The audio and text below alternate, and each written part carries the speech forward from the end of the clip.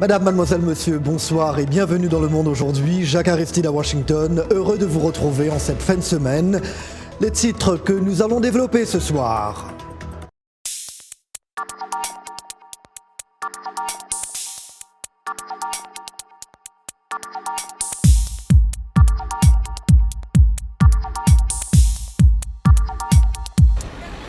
Le patient confirmé est en isolement à l'hôpital central de Yaoundé. Le ministre de la Santé a tenu à donner plus de détails sur son état. Il est en bon état, il se porte bien. Nous travaillons avec lui d'ailleurs parce que nous sommes dans une phase de réponse. Et qui dit réponse dit non seulement prise en charge du cas en question, mais dit également traçage de tous les contacts de la personne. Et donc c'est lui-même qui est en train de nous donner ses contacts. Nous sommes en train d'exploiter les fiches qu'il avait remplies et les fiches de l'avion en question. Après l'annonce de ce cas, quelques Camerounais se déplacent dans les rues avec un masque de protection, comme ici aux alentours de l'hôpital central de Yaoundé. Je suis vraiment déçue par rapport à cela parce que nous sommes dans un pays pauvre et sous-développé. Et rien que pour cela, les autorités camerounaises devaient prendre des dispositions vraiment drastiques pour que toutes nos frontières, aéroports y compris, soient vraiment sécurisées. Comment cet homme est venu entrer au pays ?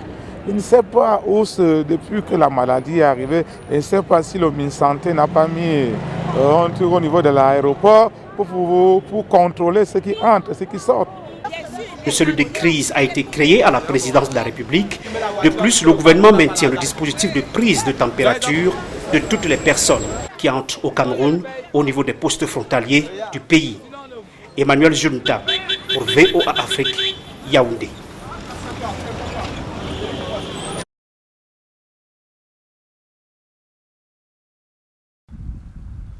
Nous sommes au laboratoire national de référence, le NCDC, le Centre nigérien pour le contrôle des maladies, a agréé 5 laboratoires de ce type à travers le pays pour effectuer les tests du coronavirus. Jusqu'à présent, sur les 13 échantillons que nous avons testés, un seul était positif. Nous l'avons testé ici et testé à Lagos. C'était le seul qui a été détecté ici.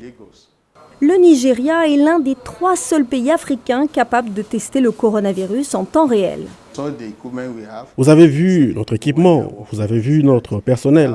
En termes de ressources humaines, d'équipement, nous sommes prêts. L'OMS a classé le Nigeria parmi les 12 pays d'Afrique les plus à risque d'être touchés par l'épidémie.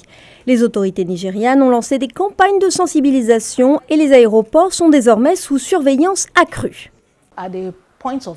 Aux différents points d'entrée dans le pays, nous avons mis en place des contrôles renforcés des voyageurs et nous vérifions leurs déclarations car beaucoup de gens mentent.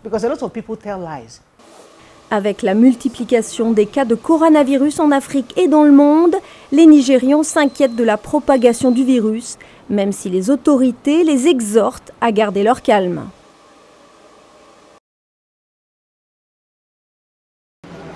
Pour les personnes qui voyagent, voici quelques précautions à prendre avant, pendant et après le déplacement. Il est prudent pour les voyageurs malades de retarder ou d'éviter de se rendre dans les zones touchées, en particulier pour les personnes âgées et ceux souffrant de maladies chroniques. Il est conseillé de garder une distance d'au moins 1 mètre des personnes présentant des symptômes comme la toux ou des troubles respiratoires aigus sévères. L'OMS conseille de se laver les mains, en particulier après un contact avec des sécrétions respiratoires. L'hygiène des mains comprend le nettoyage des mains avec du savon et de l'eau ou avec un désinfectant pour les mains à base d'alcool. Couvrez-vous le nez et la bouche avec un coude fléchi ou un mouchoir en papier lorsque vous toussez ou éternuez et jetez immédiatement le mouchoir, puis lavez-vous les mains. Un masque médical n'est pas nécessaire si le voyageur ne présente aucun symptôme, mais au cas où cela doit se faire, il est essentiel de suivre les meilleures pratiques sur la façon de les porter, de les retirer et de s'en débarrasser.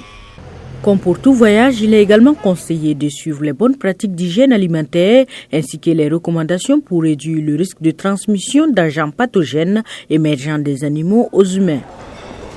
Les voyageurs revenant des zones touchées doivent surveiller eux-mêmes les symptômes pendant 14 jours et suivre les protocoles instaurés par les pays d'accueil. Pour les pays qui décident de rapatrier des ressortissants des zones touchées, ils devraient envisager les mesures suivantes pour éviter une nouvelle propagation du Covid-19. Contrôle de sortie peu de temps avant le vol, communication des risques aux voyageurs et à l'équipage, préparation de l'équipage à l'éventualité d'un passager malade, contrôle d'entrée à l'arrivée et suivi rapproché pendant 14 jours après l'arrivée.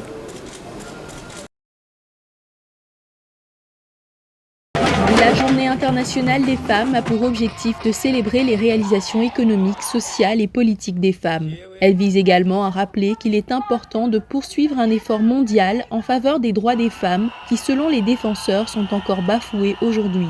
Les droits humains ne seront jamais atteints sans les droits des femmes. En ce 25e anniversaire du programme d'action de Beijing, nous constatons un recul des droits des femmes, mais également des niveaux alarmants de féminicides et des attaques contre les femmes défendant les droits humains. En 1995, 189 pays ont adopté la déclaration de Beijing, qui mettait en place un programme mondial pour la sécurité et la promotion économique des femmes. Mais plus de 2 décennies plus tard, les Nations Unies signalent toujours des taux alarmants de violence, de harcèlement et de discrimination à l'égard des femmes dans le monde. Les experts affirment que cela s'explique par le fait que les femmes sont largement absentes des postes de pouvoir. Seule une partie de la population prenait des décisions sur ces questions. C'est pourquoi il est important d'avoir des femmes autour de la table. Et vous savez, comme je l'ai dit, ce n'est pas sorcier. Nous devons simplement les inviter. Nous devons leur donner des voix.